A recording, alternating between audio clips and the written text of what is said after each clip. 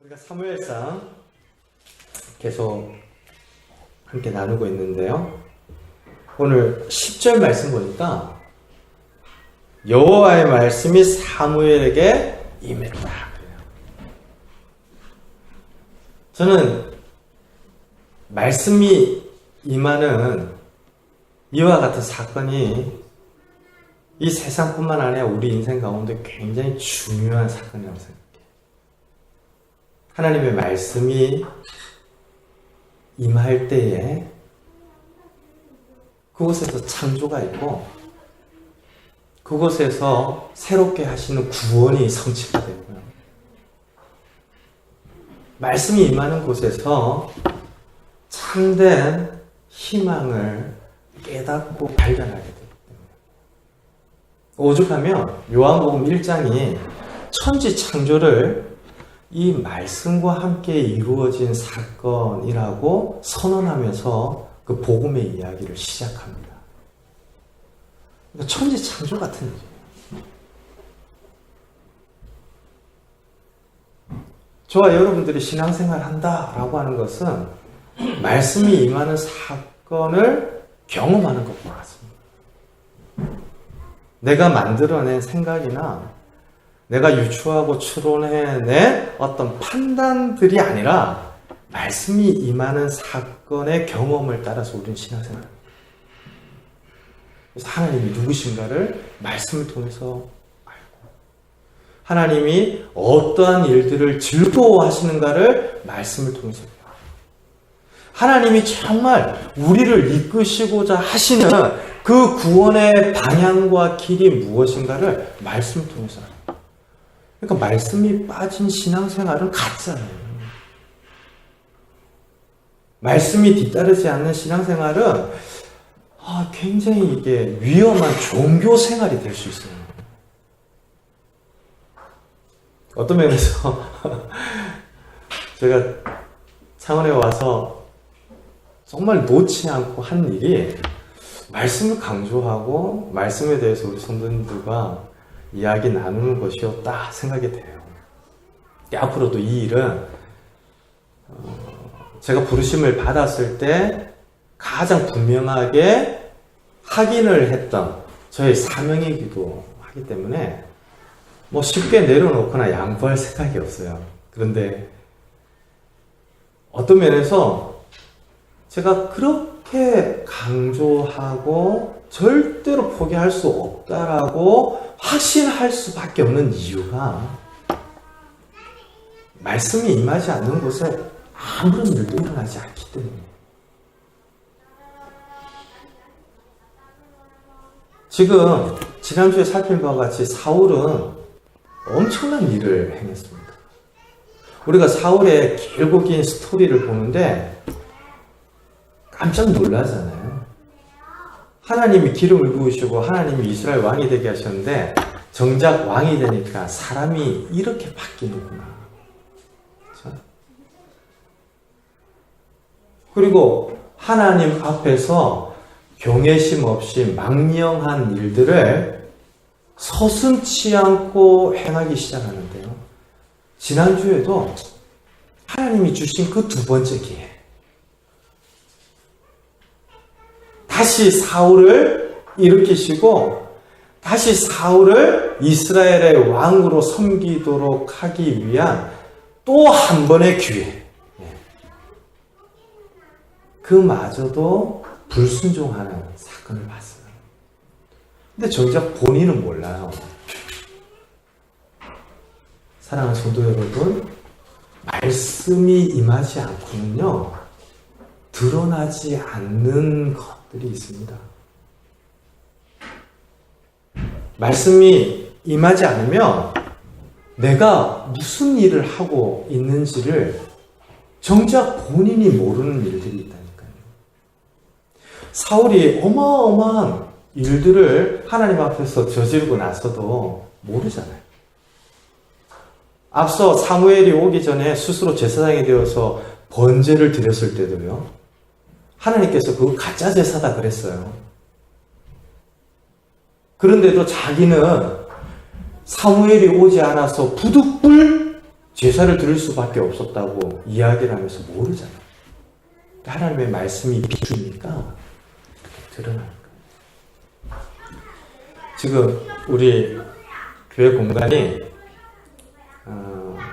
좀 이렇게 여러분들이 어떻게 생각하실지 몰라도 저는 볼 때마다 작지만 깔끔하다 이런 생각이 들어요.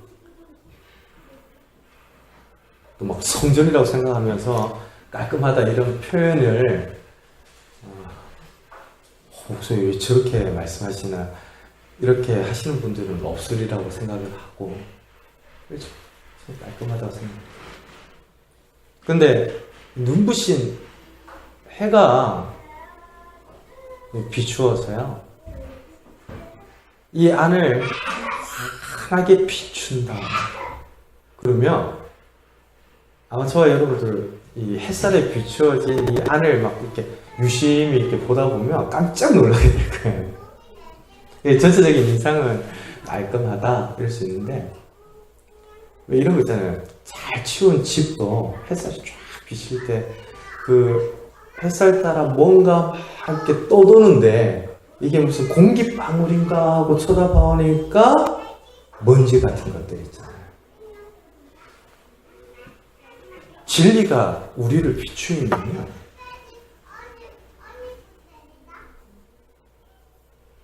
드러나지 않는 것들이 드러나는, 감추어졌던 것들이 밝히 보여지는 일들이 지금 사울이 행한 그 일 뒤에 사울 스스로가 깨닫는 것이 아니라 하나님의 말씀이 사무엘에게 임하고 사무엘이 그 말씀을 사울에게 전하고 있습니다. 그러니 우리가 신앙생활을 잘 한다는 것은요, 말씀이 임하도록 하는 거예요. 우리가 어떻게 해서 임하는 것이 아니라 말씀이 임하는 곳에 우리가 나아가 엎드리는 거예요. 이걸 좀 더 일상적인 용어로 구체적으로 말하자면 성경 읽으셔야 해요. 성경 읽지 않고 신앙생활을 하고 있는 때가 제일 위험한 때예요. 말씀 읽으셔야 돼요.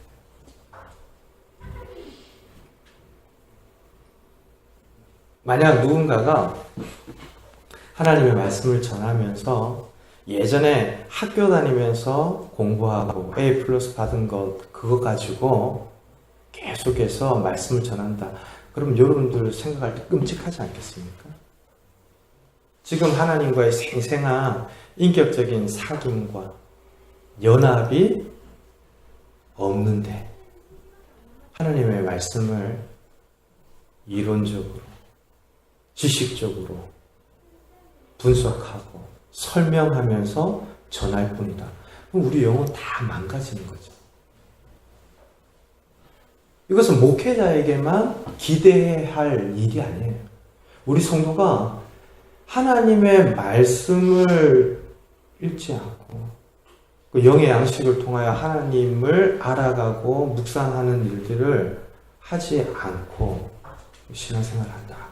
그만큼 위험하고 어려운 일.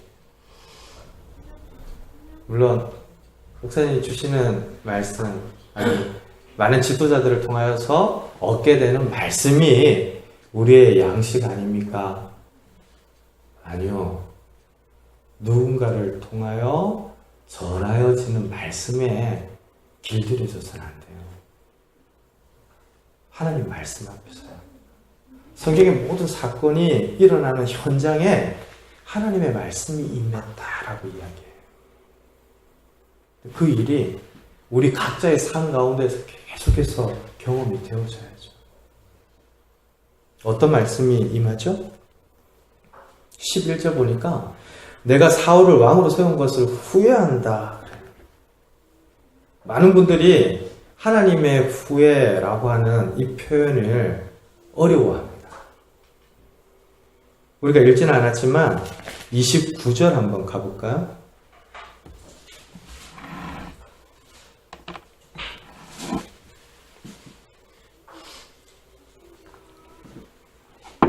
같이 있습니다. 이스라엘의 지존자는 거짓이나 변개함이 없으시니 그는 사람이 아니시므로 결코 변개하지 않으십니다.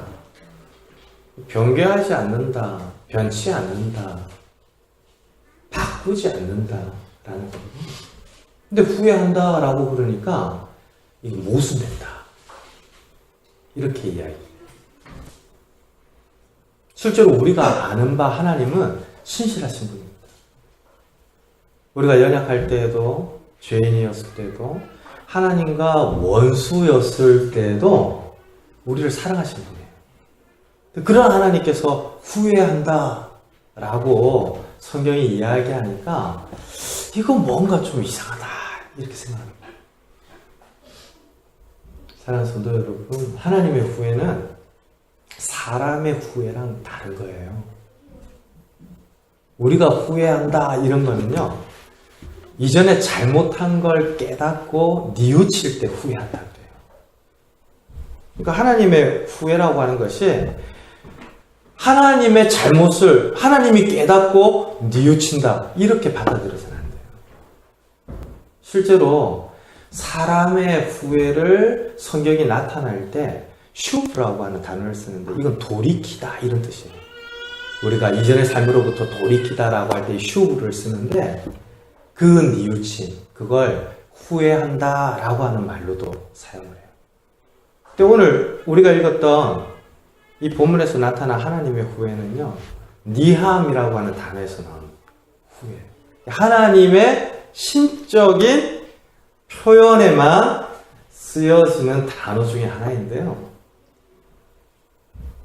사람처럼 하나님의 감정을 나타내는데 참 부족하죠. 언어적으로도 한계가 많아요.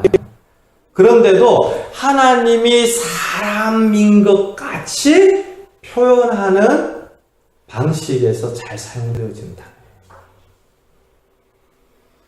그러니까 이걸 신학적으로는 신인, 동형, 동성론적 표현이다 그래요. 풀면 하나님이 얼마나 그 하나님에 대한 묘사와 설명과 이야기들이 언어적으로 한계가 많겠습니까? 그러니까 사람이 잘 이해할 수 있도록 사람의 익숙한 형태의 표현으로 표현하는 것인데요. 그런 표현법에서 쓰여지는 이 니함은 조금 더 적절하게 번역하면 슬퍼한다, 애통해한다. 너무나 슬퍼서 너무 애통해하면서 스스로 그 괴로움을, 그 찢겨지는 것 같은 괴로움을 느낄 때의 감정이 이 하나님의 후회라고 하는 이 단어예요.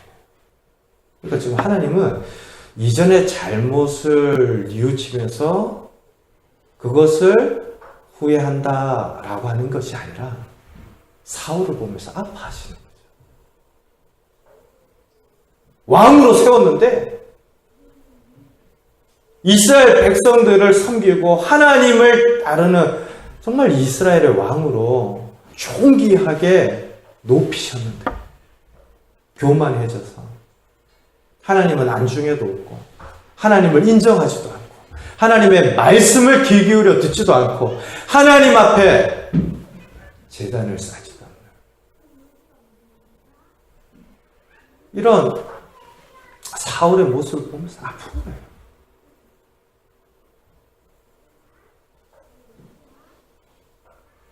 창세기 6장에 보면 하나님이 지면에 있는 사람들을 쓸어버리시겠다 그러시면서 사람 지으신 것을 한탄했다 그래요. 근데 하나님이 천지 창조 때 지으신 모든 것을 인하여 좋았더라 그러잖아요. 심히 좋았더라 그러잖아요. 근데 그 좋았더라라고 하는 대상이 죄로 인해서 하나님과 관계 다 깨어진 채로 어긋나 살고 서로 불의한 일들을 행하고 그 일로 하나님 아파하시는 거예요. 사랑하는 성도 여러분, 우리가 믿는 하나님은요, 자판기와 같은 기계적인 하나님 아닙니다. 그리고 알라딘의 마술램프 같은 내가 소유하고 통제할 수 있는 어떤 대상으로 존재하시는 하나님 아니에요. 인격적인 하나님이십니다. 우리들을 아시고 우리의 중심을 살피시는 하나님이십니다. 그러니까 우리를 향하신 하나님의 고통 아셔야 해요. 우리를 향한 하나님의 안타까움, 우리 성도들이 그걸 모르면 하나님의 뜻을 안다. 이건 사실은 쉽지 않아요. 우리 누군가의 고통, 나의 고통으로 느끼기도 하고, 누군가의 아픔, 나의 아픔으로 느끼기도 하고, 그래야 사실은 공감이 되고 통한다 그런 거잖아요. 근데 그게 하나님과 우리 관계 안에서 이루어져 가지 않으면, 그 인격성이 인정되지 않으면요, 우리 벽 보고 하는 거랑 똑같은 거예요.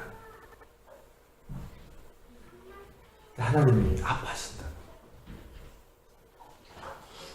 이 이야기를 들은 사무엘이 어떻게 합니까? 밤새 부르짖잖아요. 사무엘도 아픈 거예요. 하나님 마음을 아니까 사무엘도 너무 아파서 하나님께 부르짖으며 기도할 수밖에 없는 거예요.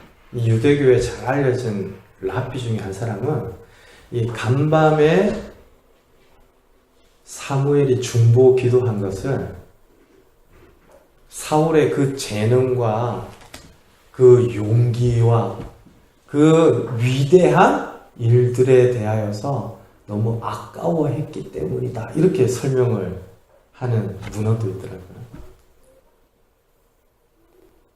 근데 그것은 뭐 유대교식의 이해일지 모르겠는데 어때요? 사무엘상을 읽어왔던 우리 성도님들은 이 사무엘의 기도가 어떤 기도인지 아시겠죠? 그렇게 사람들 앞에서 도망치면서 스스로 왕이 될 만한 자격이 없다라고 여기던 사울을 불러내어서 기름 부으시고 왕이 되게 했는데, 그와 같은 엄청난 은혜를 하나님께서 베푸시고 말씀으로 그를 잡으시면서 하나님 맡기신 사역을 감당하도록 했는데 다 어긋나 버려요. 다 자기 소견대로 해가는 거예요. 그래서 하나님의 심판에 대하여서 경고도 하고 23년이라는 시간이 지나는 동안 얼굴도 안 봤어. 꼴도 보기 싫다 이런 거 아니에요? 근데 하나님께서 또 가라 하시니까 그 말씀에 순종해서 가서 하나님의 명령을 전했는데 아말렉을 진멸하라 라는 거예요. 이건 어떤 면에서 사무엘이 인간적인 생각으로는 가서 전할 이야기가 못 되는데 하나님이 전하라 그러니까 사울에게 전한 거예요.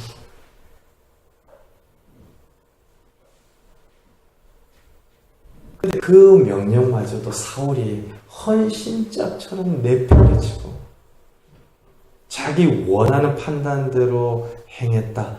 얼마나 가슴 아픕니까? 하나님도 아파하시고 사무엘도 그 하나님의 마음을 알고 아파하며 온 밤을 부르짖으며 기도하는데요. 성도 여러분, 저는 성도들에게 이런 마음이 있어야 한다 생각합니다. 오늘날의 크리스찬들이 너무 자기만 알아요. 어떤 면에서 자기만 알면서 세련되어져 가는 것만 있는 것이 아닐까, 이런 조심스러운 생각이 들어요. 존중합니다. 여러분들 최근에 하나님 앞에 정말 엎드려서 진실되게 기도하신 경험들 있으셔야 해요. 아니면 누구처럼 산에 올라가서 나무를 붙들고 나무뿌리 뽑힐 때까지 기도한 그 거칠거칠하고 오늘날 우리의 형편을 생각하면 도저히 할 수 없을 것 같은 그 옛 이야기 뭐 이런 정도는 아니어도요. 분주하고 수많은 일들 가운데 지나는 일상을 멈추고 하나님 앞에 엎드린 경험들이 우리 가운데 있으셔야 해요. 나 자신을 위해서도 그렇고 교회를 위해서도 그렇고 하나님 나라를 위해서도 그렇고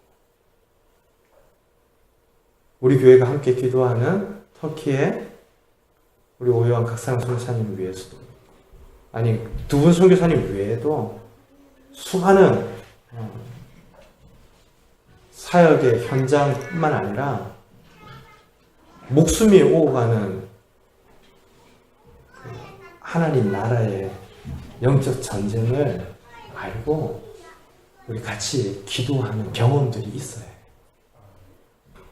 그렇지 않으면 나 잘 살겠다고 믿는 것밖에 남지 않잖아요. 이 시대와 이 땅을 향하신 하나님의 마음을 우리 조금이라도 묵상하며 살아야 한다니까요. 지난 주중에 이 동네를 이렇게 돌다가 저쪽 그 서부경찰서 앞에 가니까 큰 절이 있어요. 아세요? 그 절 옆에 약수터가 있거든요. 제가 그 약수터에서 물을 가끔 먹는데 그 절 옆에 약수터에서 물을 길어 먹는 게 가서 이제 물을 받을 때마다 좀 뭐라고 해야 될까요? 좀 이상하기도 한데 가다 보니까 그 절 주변에서 일어나는 일들을 종종 보게 돼요. 근데 저녁 늦은 시간인데도요, 그 절 앞에 사람들이 쫙 앉아 있어요.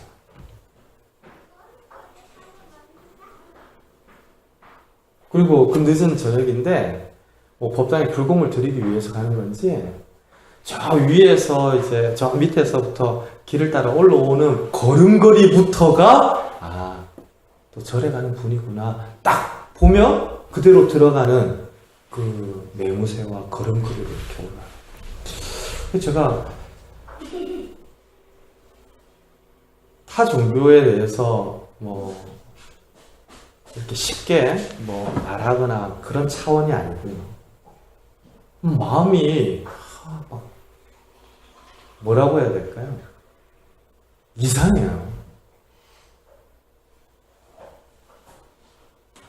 꿈틀꿈틀 거리는 것 같고, 야, 어떻게 해야 하나, 우리? 어떻게 해야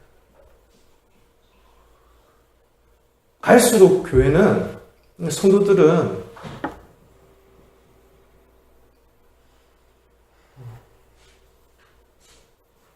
흩어지고,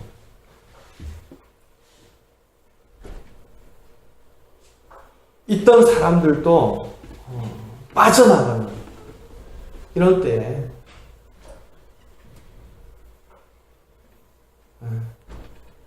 이 늦은 밤에 혼자 자신이 믿는 바에 어떤 대상을 향해 그렇게 발걸음을 옮기는 그런 모습을 볼 때마다 막 마음이 좀 아프죠.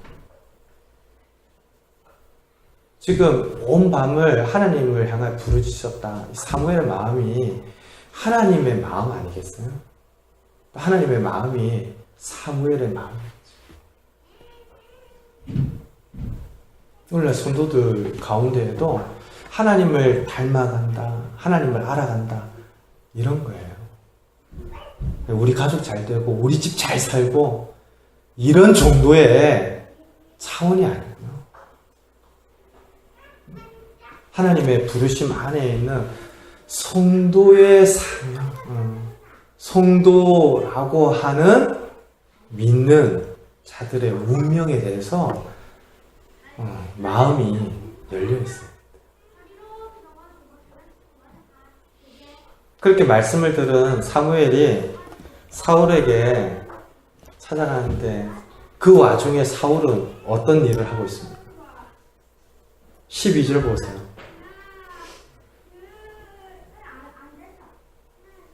그 안타까운 일들로 인하여서 하나님도 아파하시고 하나님의 말씀을 들은 사무엘도 온 밤에 그 마음이 불타오르는 것 같은 아픔 때문에 기도할 수밖에 없었는데 정작 그와 같이 망령한 일을 행한 사울은요 몰라요. 거기다가 기념비를 세우는데요. 이 기념비를 세웠다라고 하는 표현에 성경책 보시면 풋노트가 있을 거예요. 번호로 아마 1 해서 가로 쳐져 있나요?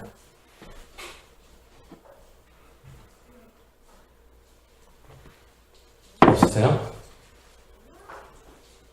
요즘 많이 또 기재를 안 한 성경책도 있는데 그 기념비를 세웠다라는 말이 손을 들었다 이런 말이에요. 그러니까 기념비라고 하는 단어가 이 히브리어로 야드인데요. 이게 뭡니까? 우리 손이에요. 핸드. 그러니까 손으로 뭐 승리의 기념을 하는 부위처럼 손 모양으로 어떤 것을 나타내고 기념했던 어떤 고대 운동의 방식 안에서 손이라는 단어와 기념이라는 단어가 같이 쓰였던 거예요. 근데 이게 사무엘상 전체에서 놓고 보면 굉장히 중요한 의미가 있는데요. 전쟁을 이겼으니까 기념비를 세우는 건 당연하죠. 그런데 오늘 우리가 보았던 12절 말씀에 자기를 위하여 기념비를 세웠다 그럽니다. 자기를 위하여 손을 들었다라는 것과 의미가 똑같아요. 아말렉과의 전쟁에서 이긴 것은 누구의 손이 도우셨기 때문입니까? 근데 그 승리를 기념하는 현장에서 하나님의 손을 맞드립니다. 사무엘은 자신의 인생 전체를 되돌아보고 이스라엘 백성들 앞에서 공중을 받으면서 하나님의 말씀으로 교훈했었어요. 하나님을 거역하고 하나님을 잊어버리면 여러분들의 삶 가운데 분명 하나님의 손이 개입하셨습니다. 이스라엘 백성들의 삶이란 하나님의 손을 떠나서는 존재할 수 없다는 것을 사무엘상 12장에 분명히 여호와의 손에 대한 강조로 이야기했어요. 근데 지금 사울은 어느덧 하나님 손을 잊어버린 거죠. 꽤 열심히 살았다고 생각을 하는 거예요. 나도 할 만큼 했다고 생각을 하는 거예요. 나도 정신없이 이 일들을 해왔다라고 생각을 하는 거예요. 그런데 그 삶 가운데 함께한 하나님의 손을 잊어버리고 자기를 위하여 기념비를 세웠다. 우리 성도님들 너무 바쁘게 살아가는 시대에 우리 있어요. 바쁘게 살아가는 것은 우리 한국 사회가 점점 변하고 있는 추세 안에서 쉽게 달라지지 않을 거예요. 계속 바빠질 거예요. 이 바쁜 삶 가운데는 영적인 함정들이 늘 함께하고 있다는 거 잊으셔서는 안 돼요. 바쁘고 분주하고 그런 과정들을 통하여서 성취된 것들을 확인하고 누리는 때에 많은 사람들이 여호와의 손을 잊어버립니다. 얼마 전에 그 취업과 관련해서 함께 기도했다는 청년 이야기를 드린 적이 있죠. 잘 됐어요. 대한민국 금융 마케팅 업계에 첫 번째다라고 손꼽히는데 엄청난 경쟁률을 들고 됐습니다. 근데 그 목사님 좀 하겠습니다. 연락이 왔길래 축하한다 라고 격려하면서 제가 해준 말이 네 힘으로 된 줄 알면 그때부터 시험 드는 거다 그랬어요. 얼마나 힘든 인턴을 통해 가지고 된 겁니까? 그러니까 나에 대한 뿌듯함, 인정, 그리고 본성 가운데 자리 잡고 있는 자기 영광, 이런 것들이 사울로 하여금 하나님의 손을 잊어버리고 자기를 위하여 기념비를 세우도록 합니다. 한쪽에서는 아파하고 근심하는데 한쪽에서는 하나님을 잊고 자기 영광에 빠져 있어요. 그래서 이 장면이 지난 주 중에 계속해서 우리의 삶의 모습이면 안 되는데, 오늘날 성도들의 현 주소가 되어서는 안 되겠다, 이런 생각이 듭니다. 간밤에 부르짖으며 기도할 수밖에 없는 그 고통과 아픔 가운데 하나님 빠져 계시는데, 한쪽에서는 자기를 위하여 기념비를 세우면서 자기의 손을 높이 들고 있다. 사울이 지금 얼마나 하나님을 잊고 있고 하나님을 떠나 있는가, 이것을 통해서 드러나죠. 사무엘이 하나님 말씀을 들었기에, 임했기에 사울을 붙들기 위해서 찾아갑니다. 그래서 사울에게 말씀을 전하니까 어때요? 13절 말을 하기도 전에 사무엘을 영접하면서 내가 여호와의 명령을 행하였나이다 잘합니다. 거기 한번 좀 밑줄을 쳐보시겠어요?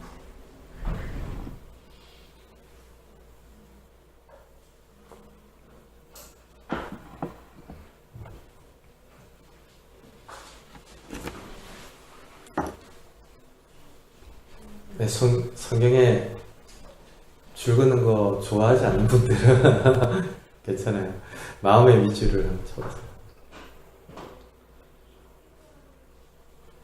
아니, 만나서 묻지도 않았는데 내가 여호와의 명령을 다 행한다이다 그럴 때는 좀 자랑하고 싶은 거죠. 내세우고 싶은 거죠. 근데 사무엘이 모르고 왔습니까? 알고 왔습니까? 이미 알고 왔어요. 하나님 말씀을 들었기 때문에 사울의 말보다 하나님 말씀이 옳잖아요. 사울의 변명과 설명보다 하나님이 말씀하시는 바가 더 정확하다는 것을 사무엘은 알고 왔어요. 그런데도 사울은 자기 자신이 행한 바의 일을 모르고 있어요. 그런데도 여호와의 명령을 다 행했습니다 라고 하는데요, 사무엘이 추궁을 합니다. 지금 이 소리가 뭐냐? 전쟁이 끝났을 때 아말렉과의 전쟁에서는 모든 것을 진멸하라고 했어요. 이 진멸은 제가 말씀을 드렸지만 헤렘인데 구별해내는 겁니다. 하나님께서 영광을 나타내시는 방식으로 하나님이 가증히 여기시는 것들을 진멸함으로써, 도말함으로써 하나님의 의를 나타낼 때 이 헤렘이라고 하는 명령이 내려졌어요. 그래야 진짜 구원이 무엇인지를 나타낼 수 있기 때문입니다. 대표적인 게 여리고성의 사건이었어요.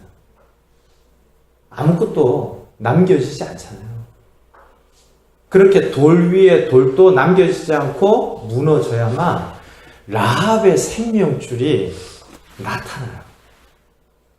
그리고 하나님을 믿는 이들에게 열려진 구원이 우리 가운데 보여지기 때문에 이 헤렘이라고 하는 명령이 내려진 명령에서는 예외가 없습니다.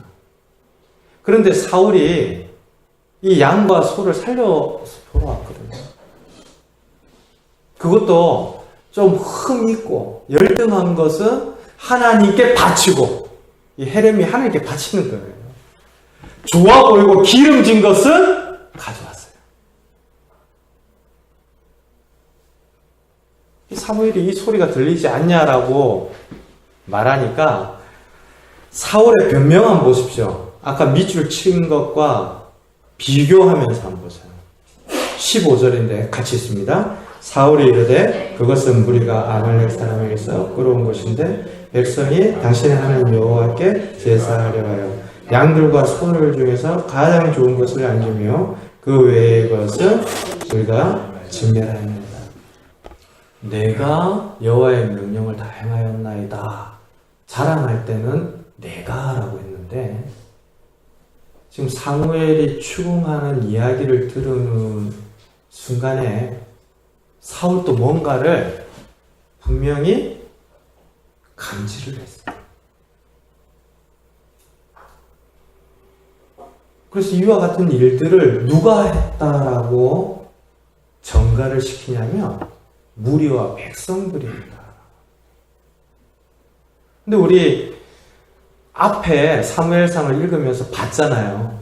온 땅의 지면에 꿀이 가득 흘렀는데 사울이 아무거라도 먹으면 가만히 두지 않겠다. 내 아들 요나단이라도 죽이겠다라고 선언하는 바람에 백성들이 꿀을 조금도 맛보지 못할 정도로 왕권에 의해서 통제되고 있었어요. 그런 사울과 이스라엘의 관계 안에서 아말렉 전쟁에서 승리를 했는데 백성들이 자기들 마음대로 기름진 것, 좋은 것을 제사 드리겠다고 이렇게 살려왔다. 궁색한 변명이죠. 사람은 참 희한합니다. 자기 건 잘 감추고요. 남의 건 잘 드러내요.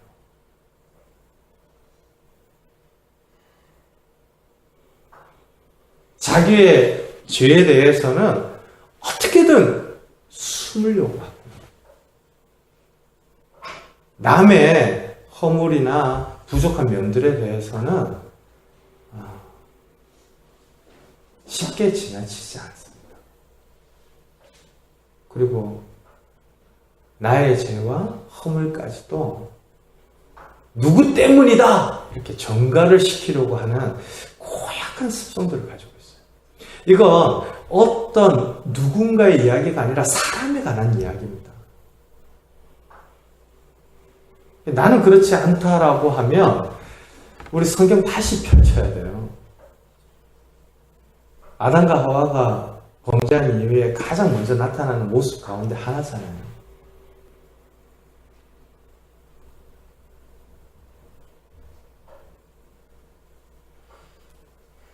하와는 강교한 뱀의 핑계를 댔고요.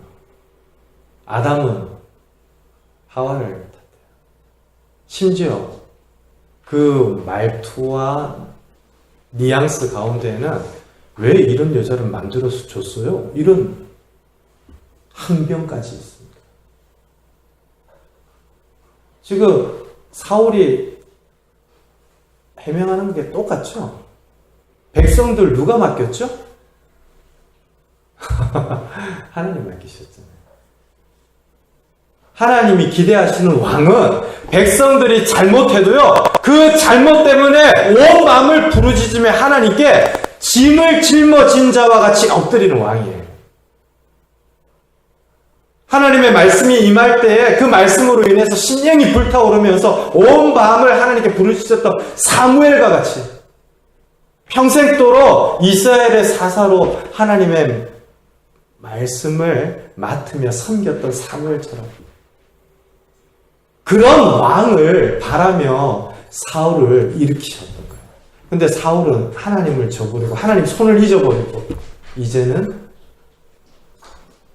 하나님이 사무엘을 통하여서 말씀하시는 바에 대하여서도 외식하고 죄를 전가시키고 누구 탓하면서 자기 자신의 잘못은 감추고 사람 참 희한합니다. 그러니까 사무엘이 16절처럼 가만히 계시옵소서 그런데 이 가만히 계시옵소서가 영어로 이야기하면 스탑이에요. 이 다물어라 이런 얘기예요. 중지하십시오 이런 이야기입니다. 사무엘은 알고 온 거잖아요. 지금 사무엘은 개인적인 의견을 피력하는 것이 아니라 하나님 말씀을 전달하는 거잖아요. 그런데도 사울이 이 일을 부정하고 해명한답시고 변명하고 도망쳐 나간다면 사울은 지금 하나님을 반역하는 거거든요. 지금 사울은 어떤 일들이 일어나는지를 몰라요. 그러니까 사무엘이 가만히 계시옵소서 그러면서 간밤에 하나님이 주신 말씀이다 라고 이야기하며 다시 한번 전합니다. 그런데 오늘 보세요. 20절 보는 것처럼 사울이 나는 청종했습니다. 그런데 백성들이 이것을 가져왔고 하나님께 제사하기 위해서 구별을 해낸 겁니다. 그러니까 변명하면 할수록 해명하면 할수록 그가 무엇을 잘못했는지가 여실히 드러나는 설명을 하고 있는데요. 언제나 우리보다 하나님이 옳으신 줄 믿습니다. 나보다 하나님은 더 정확하세요. 그러니 어떤 일들이 일어나는지도 모르고 달려가고 내가 정당하다라고 설명하고 해명하는 것이 전부라고 여기면요 우리 정말 낭패를 끊임없이 말씀이 임하는 현장에 머물러야 하고 성경을 읽으며 하나님의 뜻을 알아야 하고 끊임없이 우리의 내면을 비추는 진리의 조명 앞에 있어요. 그래야 내가 무슨 일을 하는지도 모르고 합리화시키고 정당화시키며 하나님의 명령이 이랬는데 내가 다 지켰다. 하나님마저 왜곡하려는 이 사울의 함정으로부터 벗어날 수 있어요. 저는 어떤 면에서 매주 사무엘서 말씀 묵상하면서 이게 다 무거운 주제들이다. 매주 좀 위로를 얻고 소망을 얻고 힘을 얻어야 하는데 이 사무엘상을 하다 보니까 무거운 주제들이에요. 근데 어떤 의미에서는 그렇기 때문에 더더욱 우리에게 진짜 필요한 거죠. 가짜 희망 말고요. 말씀 안에서 진리 안에서 얻은 참된 소망이 우리 자신에게 있는 것이 아니라 말씀 하나님께 있음을 우리가 배우고 철저하게 깨닫고 신앙생활을 해나갈 수 있다면 그래서 사무엘서 말씀을 주신 것이겠지. 이런 확신이 들어요. 사무엘의 이야기에도 사울은 변명합니다. 사무엘은 하나님께 말씀을 들었어요. 그래서 그 말씀을 전하면서 사울은 이스라엘의 왕으로서의 기능을 더 이상 가질 수 없고 폐위가 되고 마는데요. 그때 사무엘이 전한 하나님의 말씀이 그겁니다. 순종이 제사보다 낫다.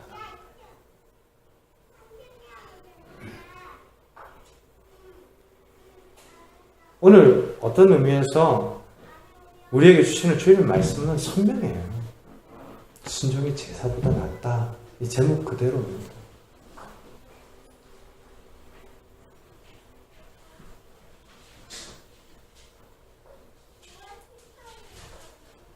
순종만큼 많이 듣는 이야기가 없죠. 순종만큼 쉽게 되지 않는 것도 없는 것 같아요.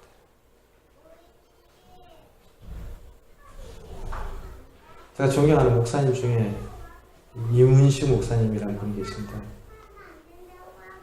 목사님께서는 순종하지 못하는 이유가 죽지 않아서 그렇다.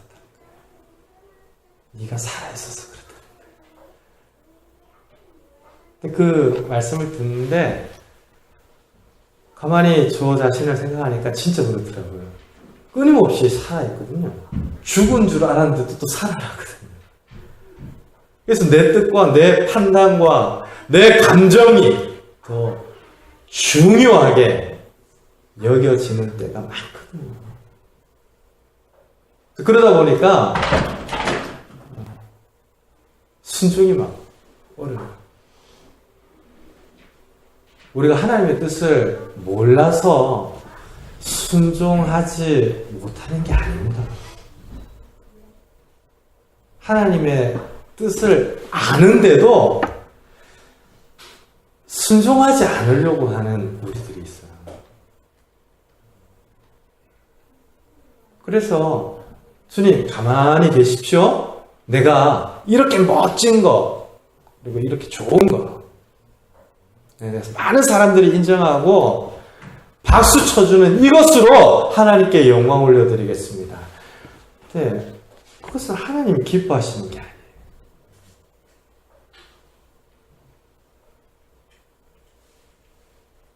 진짜 진실한 마음과 순종이 뒤따르지 않는 제사는요, 그냥 고기 덩어리 드리는 거죠.